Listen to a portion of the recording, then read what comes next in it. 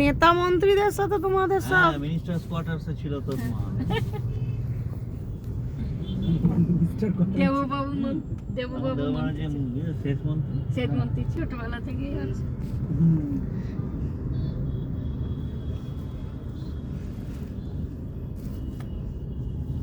কিন্তু এটা ঠিক বলেছে দাদা যে বাচ্চা দুদিন চলে গেলে কাজে বাচ্চাটাকে সামলানো যায় না মনের দিক থেকে মনের প্রত্যেক অন্যরকম। বাচ্চাটাও তো অন্যভাবে তৈরি হচ্ছে।